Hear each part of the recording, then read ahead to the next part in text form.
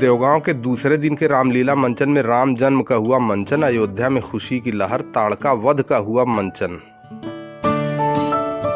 श्री रामलीला सेवा संघ देवगांव के द्वारा आयोजित देवगांव की ऐतिहासिक रामलीला के दूसरे दिन की लीला के प्रथम दृश्य में रावण और अन्य राक्षसों के अत्याचार से कराह रही पृथ्वी को अत्याचार मुक्त करने के लिए देवतागण भगवान विष्णु के अवतार लेने की प्रार्थना करते हैं।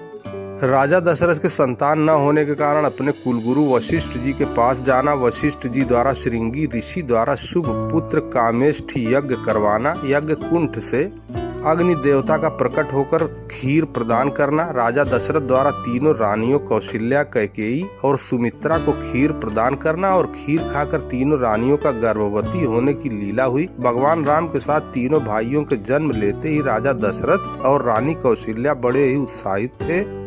अवध में चारों ओर बधाई गान का गायन किया गया। कौशल्या जायो लल्ला, अवध में मचो हल्ला, अवध में जन्मे रघुराई, कौशल्या रानी दे दो बधाई। बाल स्वरूप भगवान राम से मिलने शंकर जी योगी का भेष बनाकर आते हैं और इसके बाद चारों भाइयों का नामकरण गुरु वशिष्ठ द्वारा किया जाता है। तत्पश्चात भगवान राम, लक्ष्मण, भरत, शत्रुघ्न गुरु वशिष्ठ के आश्रम में शिक्षा दीक्षा के प्रस्थान करते हैं। भगवान राम की बाल लीला का मंचन देखकर दर्शक मंत्रमुग्ध हो जाते हैं। अगले दृश्य में विश्वामित्र का राजा दशरथ के दरबार में आगमन होता है और वो अपने यज्ञ की राक्षसों से रक्षा के लिए राम लक्ष्मण को साथ ले जाने के लिए कहते हैं। वशिष्ठ जी के समझाने पर दशरथ जी राम लक्ष्मण को विश्वामित्र के साथ भेज देते हैं। रास्ते में जाते समय विश्वामित्र भगवान राम को राक्षसी ताड़का, मारीच और सुबाहु को दिखाते हैं।